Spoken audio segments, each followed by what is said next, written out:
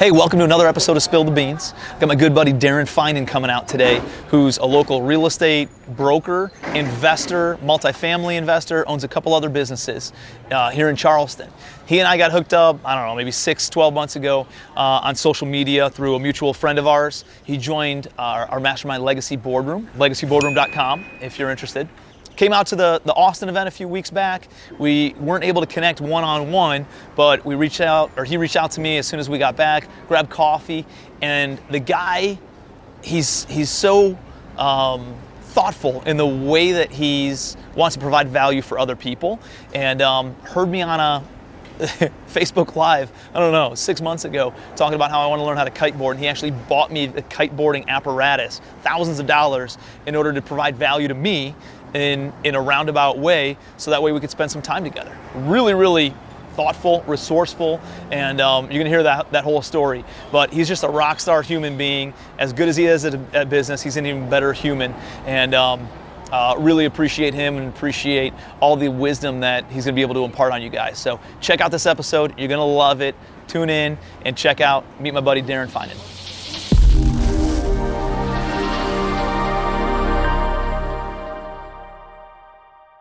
Darren, what's up, buddy? What's up, man? How's it going? Good, man. How you doing? Good. Doing great. Well, dude, first of all, I'm excited that you're here. I'm excited to get to know you a little bit more because you're in the mastermind, right? You're in Legacy Boardroom Mastermind. And I guess we'll kind of like backtrack. I'd love to hear a little bit more about your background, your story. But dude, the way that we really connected is after the Austin, Texas event. I know that you were out there, but we didn't get to connect like one-on-one because there was so much chaos going on. And you hit me up and you're like, hey man, let's just go grab coffee. I was like, yeah, let's go do it. So we matched up, we hung out for about a half hour, and you're like, hey, I got something for you. And you pulled out all that gear for the kiteboarding stuff. So dude, I appreciate that, first of all, thank you. And I think that's really that's something that you don't see much. Like I have a lot of people who reach out and say, hey man, can we grab coffee? And usually I don't, unless it's somebody in my mastermind, right? Because then I know that they're serious, right? It's almost like imparting money onto the homeless person at the end of the freeway. You're like, hey, I can give him money, but is he gonna go buy food and a shaving kit and deodorant and go get a job with this? Or is he gonna go buy drugs and alcohol and stuff, you know? So like, whenever somebody's like, hey man, can I pick your brain? Or hey, can we grab coffee? Or can I buy you lunch? Like, the reason I do content like this and the reason I try to put so much out on social media is because like I want to give value, because I really do care. I want to pay it forward, but like the one-on-one attention needs to be with people who I know are serious, right? And who I know are going to take that and utilize that information or that knowledge for the good, instead of just pissing on it, leaving it on the ground, and then just takes time away from me and my family and my business and my friends and all that other stuff. So no, dude, but you're a very serious student, I guess, and worth spending time with and investing in. So, yeah, man, dude, I really appreciate that. And I think the thing is, like, your time is super valuable. You know what I mean? Time is the only thing we can't get back, right? So, obviously when I did that, it's like, I want to invest something into like building a relationship, right? Like, who you surround yourself with is who you're going to be, or, they're going to rub off on you. So obviously, you having 5,000 units, and that's where I want to go and beyond, obviously make an investment into a relationship, right? And how can I bring value to you, right? Like, dude, like you have like a lot of shit, right? So like how can I bring value to Tim Bratz, right? And I was like, well, you wanted to learn how to kiteboard, and I do that, so I'll offer him lessons or whatever, Which is really, really unique, because you heard me talk about it when I was just showing the kiteboarders on a Facebook Live 6 months ago or something, right? And you remembered that, and you're like, hey, I think I can bring value to him, something that he wants to learn. He mentioned it, and then all of a sudden you surprised. And dude, it's not cheap. It's like, a couple $1,000s for all that gear, And so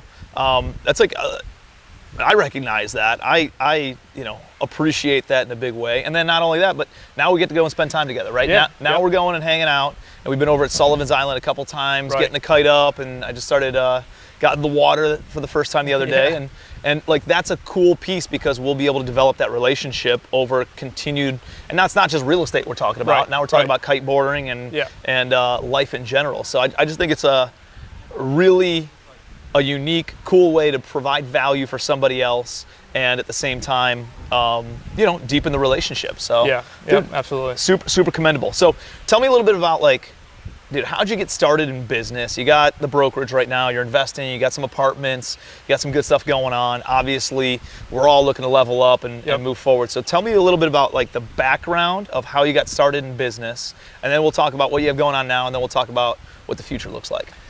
Yeah, so I moved down here about 7 years ago, originally from Pennsylvania, but then I moved a lot of other places, probably at least a half a dozen other places, and just been doing sales, and came down here specifically to be in real estate. Like, the market was really hot 7 years ago. It's even hotter now. Yep. And just jumped in. You know, I moved here. I didn't know anybody. I literally never even been here before, and I just moved. That's how here. I was when I moved here too. I mean, so some people are like, it's a little bit of a weird thing to do. I was like, man, from a lifestyle perspective, I'm tired of up north. Yeah. I'm going south. Heard great things about Charleston. There's probably good people there, and I got to meet a bunch of people, you know? So I think it's cool to kind of just burn the ships and move somewhere where you don't know anybody, and it forces you outside of your comfort zone to go in and network and hang out. And of course, it's very uncomfortable initially, but now all of a sudden you start having relationships and meeting people, and you get to really pick who your friends are, right? Instead of just growing up in the same zip code as everybody else. Yeah, you get to design it. Yeah. Right? I mean, you can design it exactly how you want it, which is really cool. Yep.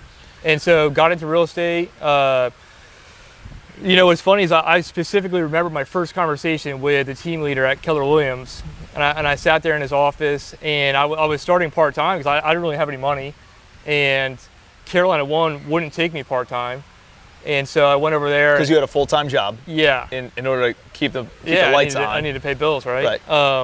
And, you know, the gentleman asked me, he's like, you know, why do you want to be in real estate? And I was like, well, I want to make, you know, $100,000 and be able to go surf and hang out with my dog, right? And it's just it's an amazing transformation from, you know, $100,000 to now wanting, you know, $100 billion. You know, just completely over 7 years. You know, it's like it's just night and day difference. I remember thinking, like, $100,000. If I could just make that a couple of years in a row, I know everything's gonna be taken care of and we'll be good to go. And it's just it's not necessarily about just making more money to have more stuff, though. For me, it's more just like it's a way of keeping score and like showing myself that I can continuously level up, continuously grow, continuously push the limits, and not necessarily like try to impress other people, but really show them that it can be done, right? If it can be done by a blue-collar kid in Cleveland or a blue-collar kid in Pennsylvania, like why couldn't it be done by anybody, right? Anybody, absolutely. And so I think that's more like my driving force now. Initially, it was definitely, you know, have some nice things and live where I want to live and all that. And then once you, you know, dude, I've had the fancy cars though and stuff. And when I had the fancy cars, I was like, this is it. Like, it wasn't that fulfilling for me. I get a lot more fulfillment by hanging out and seeing people go and light the world on fire and be like, dude, I love what you're doing. How can I do it? And then seeing them have success too. So yeah. So for me, a lot of it is the creation. Like, so the creation of the business. It's really not about the money, right? I mean, the money, is great. The money's only good for what the good you can use it for, right? So I mean, you can change the world with money, which is ultimately, you know, like what I want to do. I want to, you know, largely impact the world. Yet, the driving factor for me is the creation of the business, right? So creating an environment so that other people can become wildly successful, which is what you're doing. You know, in the multifamily, right? And so, like, currently I'm doing that in the residential brokerage world, and just creating an environment so that people can come in and they have a vehicle to become successful, and whatever that means to them, you know what I mean, help them become financially free, whether if that's making 60,000 a year or 100,000 or 10 million, whatever that is, you know, if I can help them achieve that, like, for me, that's fulfillment, right? Just like the whole entrepreneurial endeavor, I think is interesting. A lot of people do it because of the money. As I've kind of, you know, grown in my entrepreneurship and seen what it's been able to do for me, it's more about just like me being able to decide what I want to do with my time. You know, it's more just like, hey, do I want to go and film content in the park today, or do I want to go kiteboarding, or do I want to go hang out with my kid, or do I want to do all those things, right? But just having options versus going to, and not all jobs are like this, but a lot of jobs are like, dude, you're told when to show up. Yeah. You're told when to take a piss. You're told when to go to lunch, when to go on a break, when you can go home, when you can go on vacation, when you have to be back. Like, dude, I just can't imagine being a grown adult in that environment of people just telling you what to do all day, every day. I'd be like, holy shit. Yeah. Even if I didn't make any money, I'd be an entrepreneur just so I had freedom of schedule. You know what I mean? Right. I just think, there's so many different benefits of it. But yeah, the money, when you start chasing money, it's one of those things like a butterfly, right? Like you can't try to like catch the money. You have to create value, and then all of a sudden the money it becomes a byproduct of the value that you've created. Absolutely. And I remember hearing people say and I remember thinking like, what the hell does that even mean? Like create value. And the value is like, what is somebody willing to pay for, right? Like what does somebody desire? What are their their emotions, their goals, their ambitions, their desires, and how can you help them bridge that gap? How can you help them get there faster? And the education side is a big piece of it, and you're kind of doing that with the brokerage as well, right? Like you're letting somebody come in who might have a full-time job, and you're giving them the opportunity to learn about entrepreneurship, to learn about how to go out and write their own check, And I think there's definitely a level of fulfillment of of knowing that you have some control over your income or over like your value, right? Over your worth. I think it's so true. Like what you just said is, money is a byproduct of the value that you brought to the marketplace, right? Like that's exactly what you just said. It's just so true. So the more value you're bringing, the more money you'll generate as a byproduct, right? And then you just use that to exponentiate everything else. Yep. And you see it. And there's so many ways, right? Like there's so many different. There's a lot of money out there. Somebody made these. Somebody first of all timbered this wood. Yep. And then all of a sudden somebody else had to plane it and sand it and stain it, and somebody else also did the wrought iron, right? And then somebody else had to go and stock it, and then somebody else had to transport it here and put it here, and then there's just there's so much money out there, and there's so much value to be created for others. To me the easiest, most intangible is like, what are you an expert at? What is something that you're really good at that you can then help somebody get there sooner? And you don't have to be 5,000 doors, right? I'm not the biggest investor either in apartments, right? Like there's guys with 500,000 doors who live here in Charleston. Yeah, 664, right? Yeah. And so that's just here in the United States. They own another million overseas. Yeah. And I don't know. I'm still able to provide for myself, provide for my family, provide for others, and convey a ton of value to a lot of other people without being the biggest, right? And so if there's anything, and I see this a lot, I remember sitting down, my buddy Mark Evans, and I was with Joe Evangelisti and a guy named Tom Kelly as well. We were hitting 18 holes, and on the turn at the golf course, we sat there. There are birds above our head, by the way, pooping all around us. So on the bench here. If this happens, be aware. Yeah. But I remember sitting down at that on the turn, and Joe at the time or whatever was like, I don't know what kind of value I could bring to people. Like I want to have a mastermind, but I don't know who would pay to be in it. And he had the biggest business out of anyone in that mastermind at the time, outside of Mark Evans. And so I was like, dude, are you kidding me? Who wouldn't? Blah, blah, blah. Yeah. And I think we all tell ourselves this story in our head of what value do I have to give? But dude, we each and all of us have these life experiences that have gotten us to where we are, that if somebody is working a job or somebody's fresh out of school and they want to get into real estate, dude, you can help expedite that significantly, considerably, and help them, do in 2 years what took you 7 years to do, you know? And I think we need to understand that and realize that there's so many different things that we take for granted in our everyday business that we think everybody else just knows, but it's not the case whatsoever, right? It's just because we're in it every single day. Other people don't understand that side of things. And so I think, looking intrinsically at yourself and saying, hey, what's something where I can provide value for somebody else?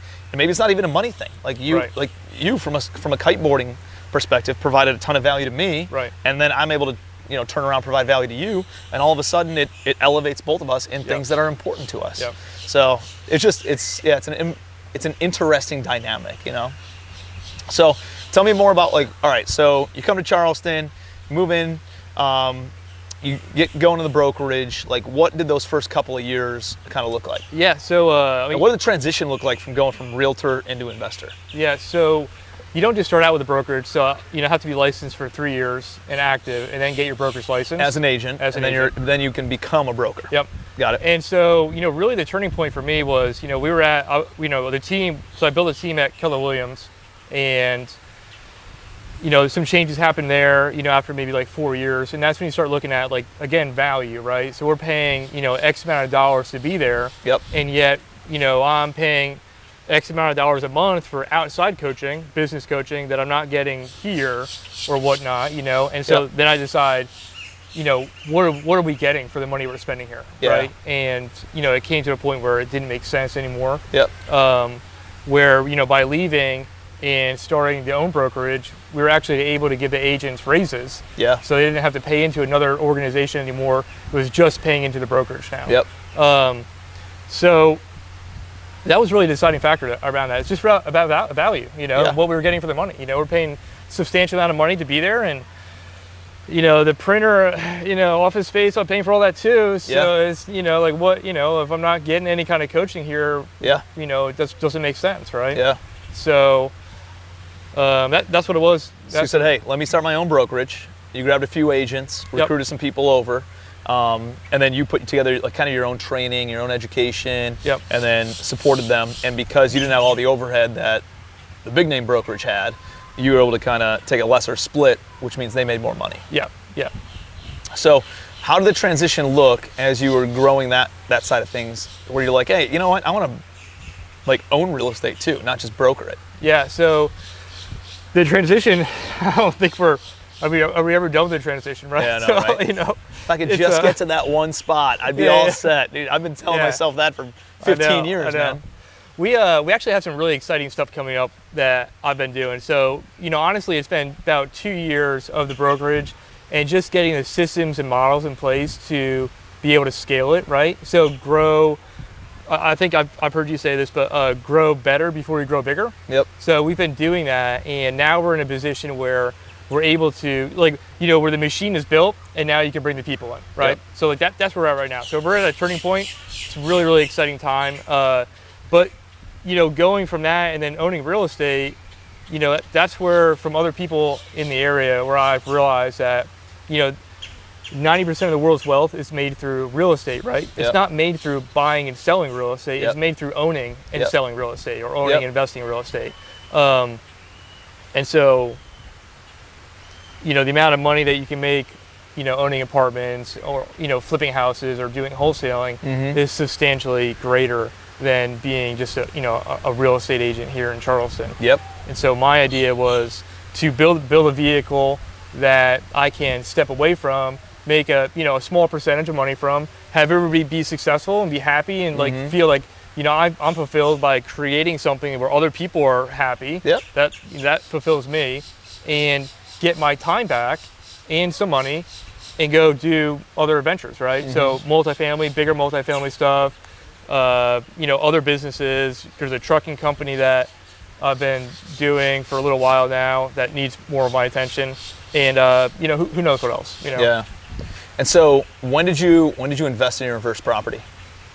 Maybe like 3 years ago. 3 years ago? I think 3 years ago. Like a flip? You started out with flips? So a little bit of wholesaling, right? Yeah, so I do a little bit of wholesaling. Actually, I do a lot more wholesaling now than I do any kind of fix and flips, just because of the cost of materials and everything. And the reality is that, like, if I'm going to buy a property and I can make 10 to 15, 20 grand, like, right now in 30 days, or make 40 in 6 months, it's like, just take the money, you know. With zero risk, zero like headaches, zero like. Yeah, the amount of hassles. Like, we buy properties too, and I'll close on them, and then I'll just put them on the regular market for a little bit to see if I can get somebody to pick it up real quick. And I'll do that too. And still, there's more hassles involved with that, because then you got utilities, and now you're dealing with buyer's inspections and whatever else. So how do you fund your deals? So I've done a combination of bunch of everything. I've done pretty much everything. So regular, just like FHA financing on a on multi-units, under 5 units. Okay. And I've done seller financing on duplexes and single families. I've done, like little syndications where I bought, I contracted a small little apartment complex here, brought in another partner with the money, and ended up flipping those properties a year later. Good. So just kind of a combination, whatever works. There's money out there, man. If you find the deal, you will find a partner or find a lender for that deal. Yep. I do believe you should be doing both of them all the time, though, right? So that way you're not scrambling. Once you do find the deal, like just plant those seeds. Hey, what kind of deals do you fund? What kind of deals do you lend on? What kind of deals do you partner on? Like, what does that look like? And that way I know. And dude, I don't have like a crazy CRM system or anything like that. Like I had an Excel spreadsheet that I still pretty much use today, with first name, last name, phone number, email address, and notes about that person. You know? And then I have like a tab for, these are brokers, these are investors, these are private money lenders, these are contractors, these are appraisers, these are, and everybody in the real estate world. I just had a tab for, wherever they kind of fell into place.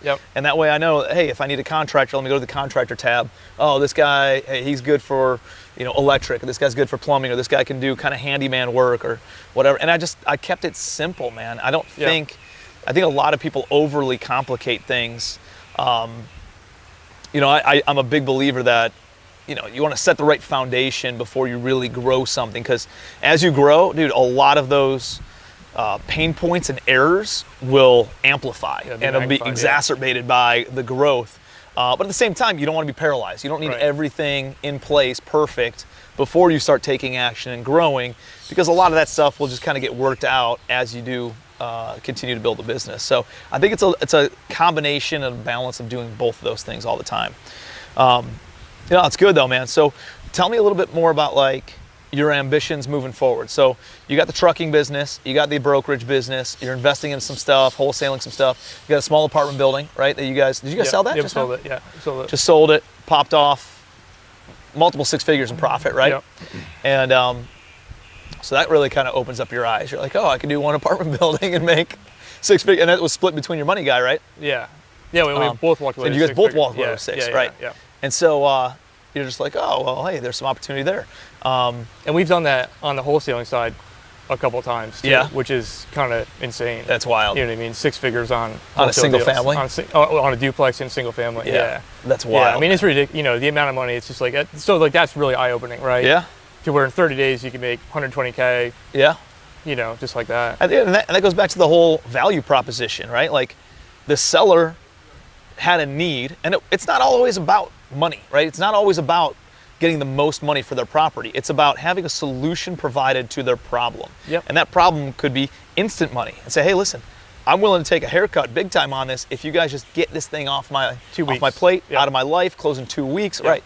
And then you created value because you knew people in the marketplace who were willing to pay more, and then you could create that, and they were willing to pay that. They said, hey, Darren, that's an amazing deal. Thanks for bringing it to me for $100,000 more than what you brought it for, because I think it's worth $150,000 more. Exactly. Right? And so it creates value for you, creates value for the seller, creates value for the buyer, creates value for everybody who's in the middle, contractors, brokers, title companies, anybody else that is involved.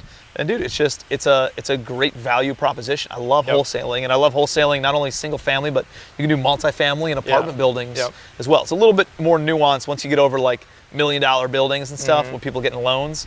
But you can absolutely wholesale buildings under $1 million all day and make multiple 6 figures on those wholesale fees. And the thing that you just said about solving a problem, I mean that's all that we are. We're just problem solvers. Same thing in the residential brokerage world.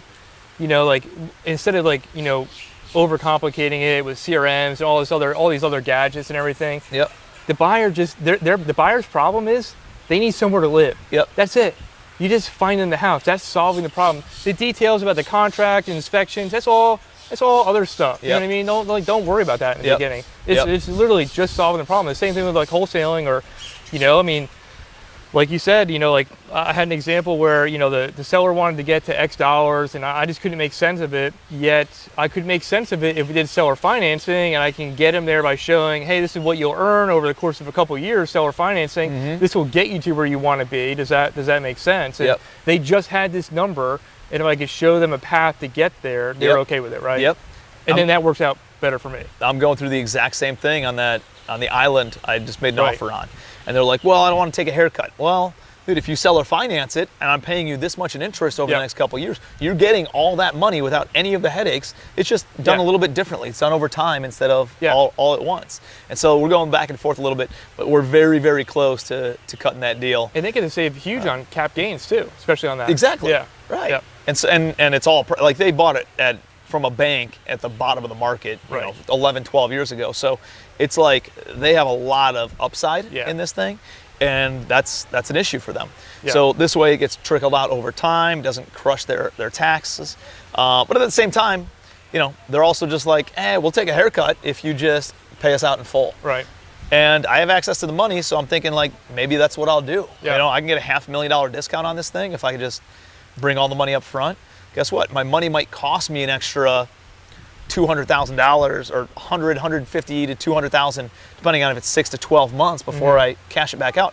But if I could save $500,000, pay my private money an extra $200,000, guess what? I'm still $300,000 ahead of where I would be otherwise. So now I'm like, let me just cash them out, right? So anyway, it's you got to look at all the different angles, right? Some people think it's just cut and dry. This is the only way to do a deal. There are so many different ways, and the more tools you got in your tool belt, guess what? The more creative you can get, and on getting deals done, right? And seeing opportunities that other people might not see.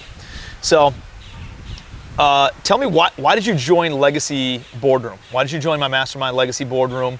And what have you seen, I guess, since getting involved in that?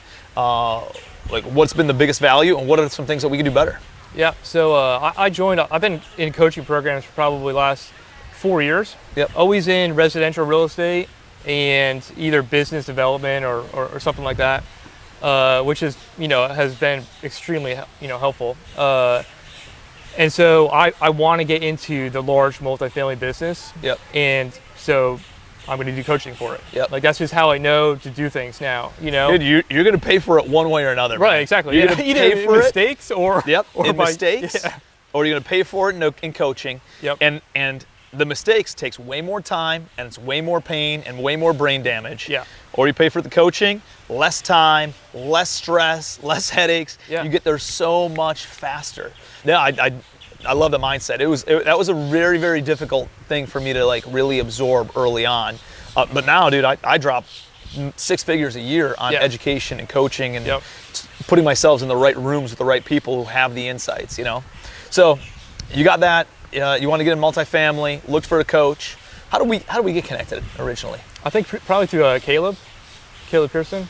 Oh, okay. Yeah. So he's the one that suggested, or that he knew you. And And honestly, I think I went on to the Commercial Empire.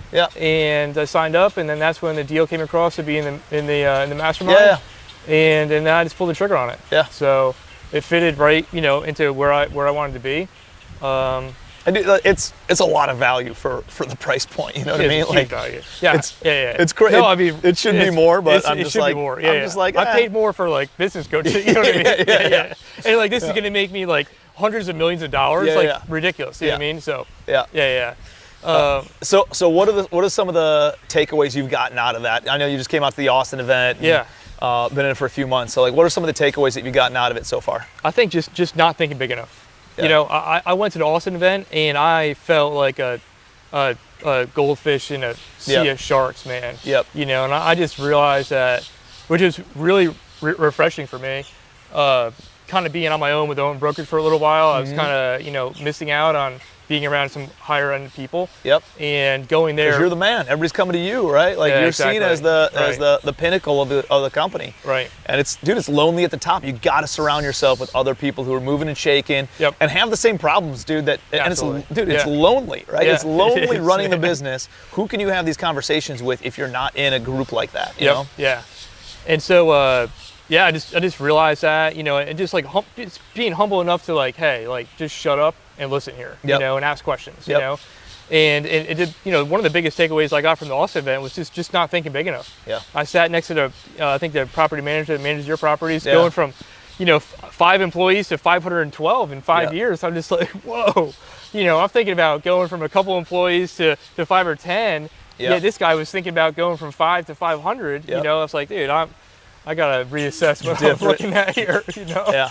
It's funny how everything falls into the same pillars, though, in business, right? Like human resources, or operations, or sales and marketing, or finance and accounting. Like, it's just different levels of each of those pillars, right? And so, if you can solve each one of those, and you have somebody who can advise you in each one on how to level up continuously over and over and over again, like that's the key, right? Like, there's another level of problems with the next level of success. If you can punch through that and you can help, but they all really funnel into the same overall fundamentals in business, right? It transcends industry, it transcends asset class, it transcends all that stuff. It's like, what are those fundamentals? And if you can really find amazing advisors in each one of those, then, dude, the sky's the limit, right? You can punch through all that stuff. Yep, absolutely. So, started thinking bigger. So you're like, hey, I need. He's got a lot of employees. Anybody's also got a different dynamic of a business, right? Sure, like absolutely. Every time he takes over management of a new apartment building that's 100 units, he's taking on 5 employees. Right. So he's got a couple maintenance personnel, a leasing agent, a property manager, and so and it's very compartmentalized for him, versus some other businesses, more traditional businesses. You got overhead, you got the sales department, you got the accounting department, and you got the marketing department, and you're taking on overhead. His is almost like it is a variable expense of like, hey, I'm generating more revenue, but I'm taking on these employees as I continue to generate more revenue, and then it just makes a spread on the management fees and stuff. So it's a little bit different than what we're doing. Right. Yeah, absolutely. It's a little bit, maybe, I don't want to say safer yet. He's got the revenue with the employees. They come as a package. But it's almost like you hiring brokers too, or agents though. Right. There's no overhead to that. Right. It's just based on, you're taking on a little bit of attention and time, but really, if they don't perform, it doesn't really cost you too much. Yep. If they do perform, then you make money on it, and you make a spread on that. And so I like that way of growing, by the way. Yep. I like not taking on too much overhead. I think a lot of number one reason businesses go out of business is for lack of cash flow. Mm-hmm. Number one reason for lack of cash flow is too much overhead. Yep. Number one expense item typically for overhead is personnel. Yep. And salaries and income, and so if you can grow in a way that you can bring some people into your business, bring in A players, and you're not really taking on overhead, but you're really not making money off of it, unless you structure it in a way where you both succeed, where you both win. If they win, you win. If they don't win, you don't win. I just like being in the boat rowing in the same direction that way, right? And now, let me help you. Let me instill success. Let me instill principles of achievement and mindset and growth and education and mentorship in you. And the more you grow and the more you win, the more I win. I think that's a pretty profound and pretty powerful way of doing business. Absolutely. Yep. So you're already doing that in the brokerage side. And so that's the other thing I took away from the mastermind too, was I've always been, or not always been. I mean, I grew up, middle class, but you'd think we were kind of poor, but it's just kind of like scarcity mindset. Yep. And, the last 7 years really unwinding all that, and then going to the mastermind and just seeing the abundance, like everybody, that own, that couple on there, like own 1,000 apartment complexes, like not doors, but like complexes, right? And just the amount of everybody's willing to give, like, hey, like, here's how I did it. Like, this is what I'm doing, and I was able to give some other stuff too, but so the abundance mindset and coming out of that, like, I don't need to do it on my own, right? Yep. And, partnerships was something that I've been lacking. And actually that's what we're going to be doing in the brokerage, bringing in like 1 or 2 key partners to help it grow, exponentially, instead of me trying to do it on my own. Like I look at everybody else that, has done it here in Charleston, and it's taken them, 8 years, 10 years or whatever to get to where they want to be. Yep. And I don't need to net, 1.5 or 1.6 or 2.5 from it. I can net, whatever, bring other partners in, help them make money and help them exit out of the real estate industry, which is a lot of people want to do, and then get involved in something else, right? Which is a multifamily, which is where the income will really come from. Where real wealth can be built, not just. But it's definitely helpful having something that just is predictable cash flow, right? Yep. It's almost like having the salary, and then you can have the big pops of commission, right? And so that's you know, the coaching and the consulting side of things is kind of like a nice little base salary, right? I don't get rich off of it, but it covers my living expenses, and then that way I can take on heavy value add projects, right? And I don't need any cash flow from it for 2 years, Yep. but it's got a shitload of equity built into it because we were able to buy it for a deep discount. Everybody else did need the cash flow. I didn't, Yeah. and it just allowed me to get in different types of deals because I'm not stressed about that money. So Yep. it's very good, I think, as you're looking at different businesses, is like take your first business and make it print predictable cash flow. Mm-hmm. How can you just know that you got 20 grand a month, 10 grand a month, 50 grand a month, whatever you need to just know that your expenses are taken care of and your basic needs are taken care of, and then jump into other opportunities, right? And then test out the waters of something else. I would not move from that initial business unless it's very, very predictable on the cash flow of it. You know what I mean? But that gives you many opportunities to go and jump into some other things. Yep. You know, then you just got to be aware of not chasing shiny objects and going all over the place. You know, and then until business number 2, you're just printing cash flow in that one and it's automated. Then you can move into business number 3. You know. Yep. And that is the challenge too, being patient enough in that. And I'm guilty of that. I have a bunch of other irons in the fires all over the place really right now, and I can tell, like, you know, that one's not going anywhere right now until I get back to it. It's just sitting over there, you know, doing whatever, which is fine. But yeah. Well, I think it's growth by subtraction, right? Everybody thinks they need to add new things on and new revenue streams and new ways of income and all this new opportunities. I've grown by eliminating a lot of that stuff. Right. I've grown and been able to focus on my business. I'll give you an example.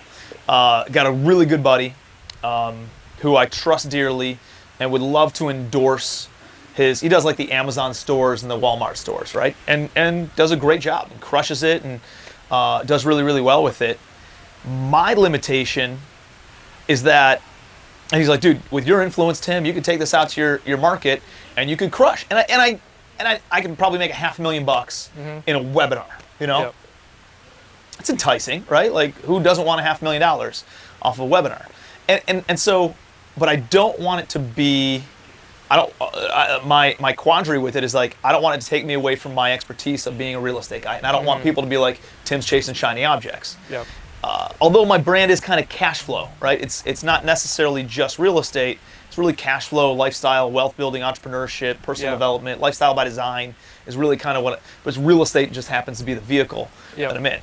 So I understand that aspect of it. But like, I guess my point is there's shiny objects all over the place. I could make money quickly over there, but the same amount of time that I would have to dedicate to dripping out the emails, getting on Facebook Lives, you know, setting up the webinar, sitting on the webinar. Like, dude, I could have a few conversations with people signing up for Legacy Boardroom or Legacy Family, one of my masterminds, and make the same amount of money in the same amount of time. But not only that, but there's deal flow and there's relationships and there's people that I'm going to be able to hang out with and go on vacation with and become great friends of mine and go kiteboarding with. Right. And we do deals together and you're looking at lots over on Isle of Palms that you might sell me a lot. And all of a sudden it's like there's all these other unknown values that can come from just me staying in my lane, sticking to what I know, and it amplifies, it multiplies just by me doing that versus the additive stuff of throwing something new in there. So that's my big, like, pulling, because it's somebody I really love and I care about deeply and I want to help them out. It's just I got to do it in the right way if that's something that I want to help them out with. Yeah, I almost bought one of those stores last night. Did you? Yeah, I might. It seems like, you know, it's very important you're with the right person and the right operator on that stuff. Yeah. It's like I've seen some of them go really well and I've seen some of them go very, very not well. Yeah. And people only tell you about the good ones. Yeah. Right. So I've seen, I don't know, I probably know half a dozen to a dozen people who are selling them, and I know some of them are having success, some of them are not, and I know really 1 or 2 people who are consistently performing over and over and over again on those things. You know, the thing is, it's kind of like, investing in stocks though, right? Like you can't. It's investing in crypto. It's very speculative. There's a lot of unknowns in it, right? Yeah, I mean, you can make some money. You need access to capital. You need access to credit. You need access to some other things. So there are some barriers to entry there, but it does produce a very predictable cash flow. The question becomes, what if Amazon changes its procedures? Yeah, exactly. What if Walmart changes procedures? Yep. What if you have to change up the way that your store is run and all this other stuff? Yeah. And, dude, and then you're caught with your hands tied and you can't do anything about it. And I don't like that element of it. And so I want that disclosed very, very openly on the front end, just because dude, if I'm the one endorsing it, it's obviously going to blow back on me. And I really only endorse shit that I like, that I know, that I control, that I know is really, really, really good stuff. And that's probably why my brand is so strong, right? It's why people trust me. It's because they're like, dude, if Bratz endorses it, then I know it's good, right? Because I don't just go out there and endorse anybody. I just don't do that. It's not my business. So, you know, it goes back to staying in your lane, though. You know, right. I don't want to grow by addition. I want to grow by multiplication. What kinds of activities help me grow by multiplication? And typically, it's reinvesting in your own business. You know, typically it's doubling down on stuff you already know, so that way you don't have to go through the learning curves on things that you don't know. Yeah, 100%. You know, it's like any business, right? Like, you think you can just jump into one of those things, and I know they say it's passive and stuff, but dude, any business is going to take 3 years to become an expert in. Minimum 3 years to become an expert in. And like, it's like somebody becoming a real estate agent and be like, oh, I'm going to make $200,000 this year in my first year. Really? Well, here's the thing. You got to learn a thing or two about marketing and this and that, and develop relationships and build a brand and build your name and this. You know, dude, they just don't get it, right? It's like any business. Starting a bar, it's opening up a restaurant. It's like anything is going to take 3 years, 3 to 5 years really, for you to really engage and understand what you're going to get good at. And heavy rejection, you know, from everywhere. Dude, I'm going through that with kiteboarding right now. Right? Like kite rejected you, man. Hard and heavy.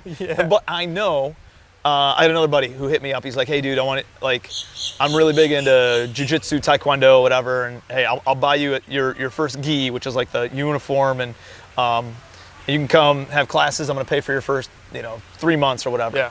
And I was like, I just don't see myself doing it for the next 3 years. If I don't see myself doing it for the next 3 years, I just don't do it. And so kiteboarding is one of those things where I see myself doing it for the next, my whole life, right? For at least 3 years.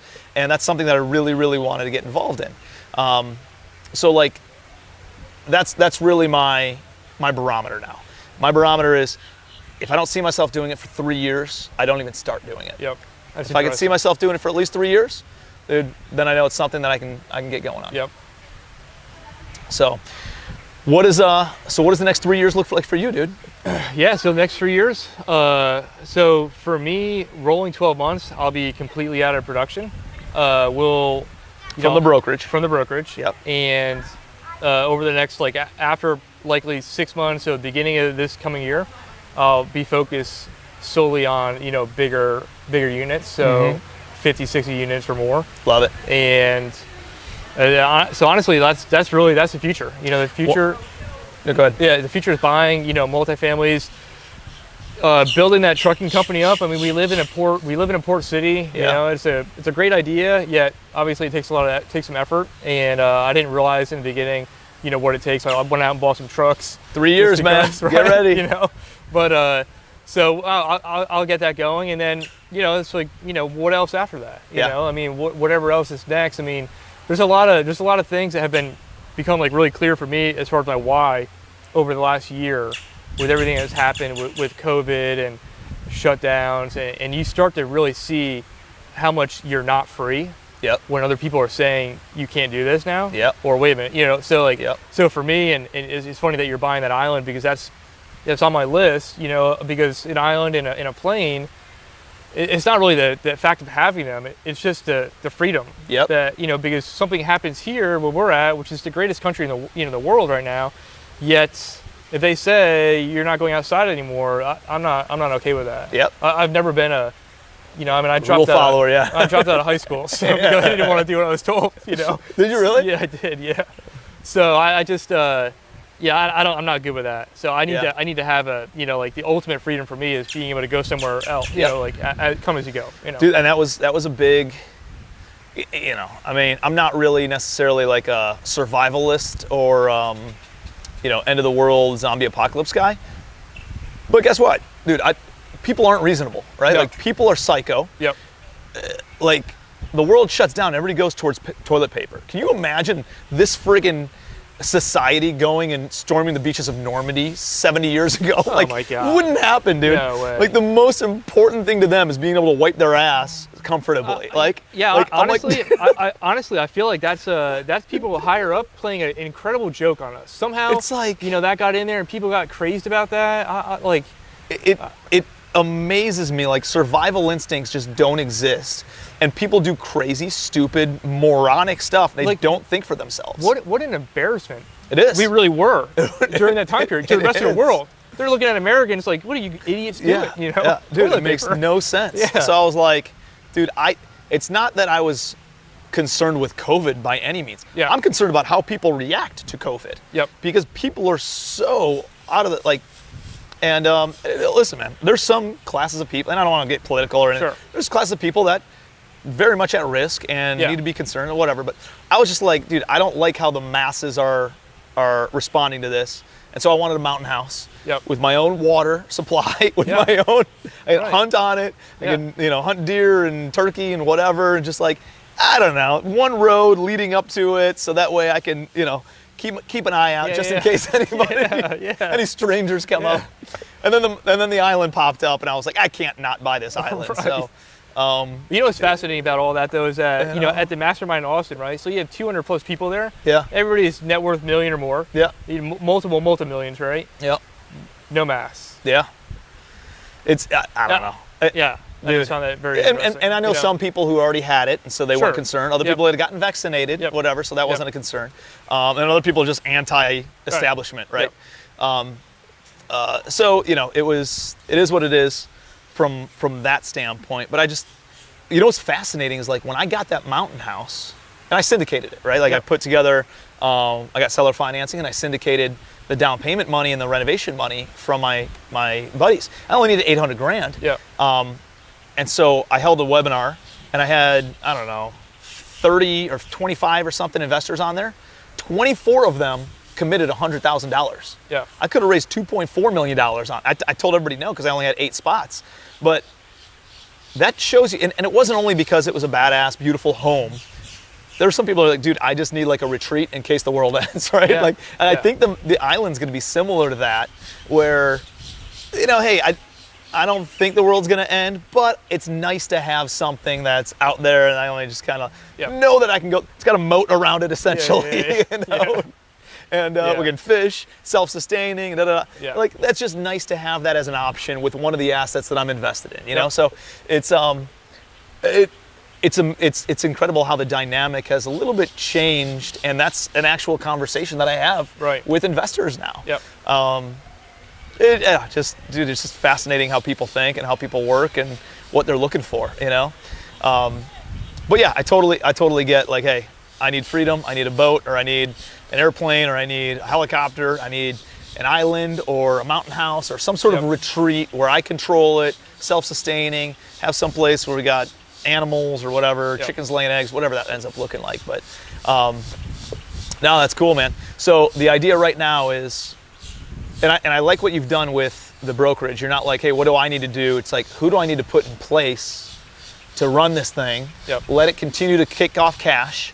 Me make 6 figures a year on it, and then I can go and focus on opportunity number 2, opportunity number 3, opportunity number 4 as those continue to grow. So the first action step is really hiring that person or bringing on a partner for the brokerage, and then the second thing, you're gonna double down on your trucking business. Yeah. So bring on a partner, heavy in recruiting. So bring on a bunch more agents, get that self-sustaining, and then right into the trucking business. Multiply that real quickly. That's just another example of like, instead of me saying, how do I do this? Like, who do I need to do that? And it's like so clear. It's such it's so clear right now because I don't have the time to devote to it, and it's just like sitting there costing me money, So I need to put somebody in place to manage the drivers, manage all that kind of stuff, the logistics part of it. And so I'll multiply that up real quick, and then at the same time, like multifamily. Well, I'm looking at deals right now, that are 50, 60 units or more. Why is that the threshold? I feel like I can buy 50, 60 units across the country, and it could self-sustain itself, right? So there's enough income there, there's enough volume of money to pay the right people to take care of it. So I don't have to be involved.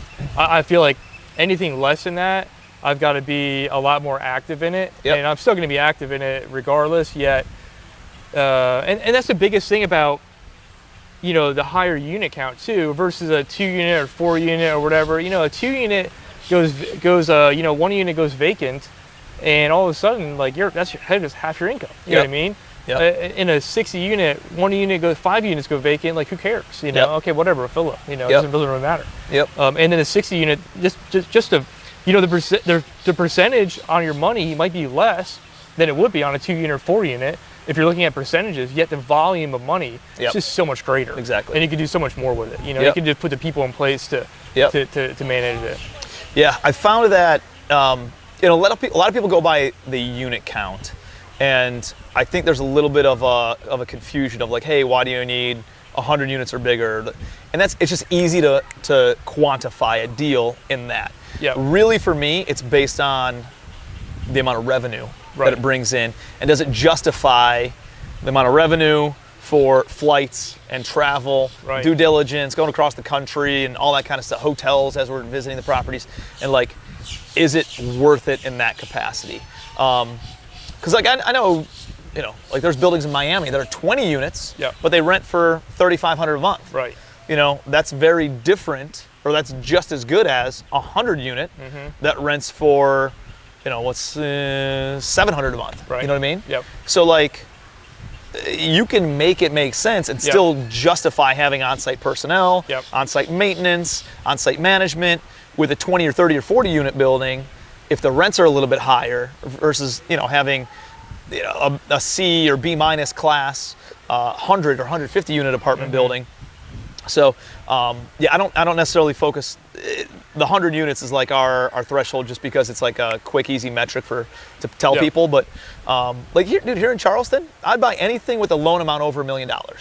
Why? Because loan amounts over $1 million, you can go to Fannie, Freddie, agencies, and you don't have to have a recourse loan. So if it's under $1 million, you got to go to a local bank. You're signing recourse. You have a lower term. It's maybe only 3 to 5 years. Right. Or it's like a shorter amortization schedule, 20 to 25 years. And just it makes it less attractive of a deal. If you get over $1 million loan amount, which is about, probably 1.5 million total value. So, call it 70% of that, you're over $1 million loan amount. You get non-recourse loan, 30-year amortization, 10 to 15-year term, probably a little bit lower of an interest rate because it's a bigger deal. Dude, like it's just a little bit of a game changer. So, and as your net worth grows, you want your safety net to grow with it. And one of those things is having non-recourse loans. So for me, I would buy things. Is huge. Yeah, the amortization schedule and the amount of cash flow that kicks off from there. But yeah, dude, for me, I would buy stuff that's in Charleston over $1 million loan amount if it's in a good area, right? If it's a good legacy type property, or like a beach house, something like that I know can kick off some cash flow, cover its own operating expenses, cover its own debt service, maybe put a little bit of cash flow in my pocket. But really, I think another thing that a lot of people don't pay attention to or underestimate, they overvalue the cash flow, they undervalue the amortization pay down of principal. Right. That's where most of my wealth actually has been created, is in the pay down of the principal, not necessarily in the cash flow I get. The cash flow covers overhead, it covers the staff and all that kind of stuff, which is good. But really, dude, where my wealth has been built is in the pay down on the principal value of these properties. So something to pay attention to, dude, as you're looking to continuously grow, because I would buy stuff locally here, down here. Absolutely. Downtown, or great A-class areas that are going to be great legacy pieces of property that we can hold on to, long term. So don't turn away from that. If you see anything over $1 million, I'd be game. to get in on it. So yeah, I'm definitely not afraid to put somebody under contract and just figure it out. Yeah. Later. So yep. I love it, man. Taking the ambition. So it's good stuff, dude. Well, dude, again, man, I appreciate you. I appreciate the relationship. I appreciate you reaching out and showing that you're somebody worthwhile of pouring into by figuring out, what creates value for me, what creates value for others, and it's a great. You have an extremely resourceful mindset, and you're thinking about things from a way of not just taking, but how can I give, and if I give, then I know it'll come full circle. Right. You know what I mean? Yep. And you do a great job at that. So, dude, I appreciate you. Hey, man, thanks for having me on. I really appreciate being on here. Yeah, man, absolutely. And we'll we got to catch some waves. And actually, Cameron, I need you out there taking some video of us out in the wave as soon as I can stay up consistently. Right? We got to get some good wipeouts on camera, though, for sure, dude. Yeah. So awesome, brother. Well, I appreciate you, man. Excited to continue developing the friendship and doing some business together as well. Yeah, man, definitely. Thanks. All right, buddy. Awesome. Great episode. Great insights shared by Darren. If you're not following him already, make sure you're connected with Darren on social media. And if you got value out of this, please share it on Facebook, on Instagram, on YouTube. And if you got value, I'm sure somebody else will too. So like, share, subscribe, make sure you're connected. We got a lot more Spill the Beans episodes coming down the pipeline. So until next time, be your best.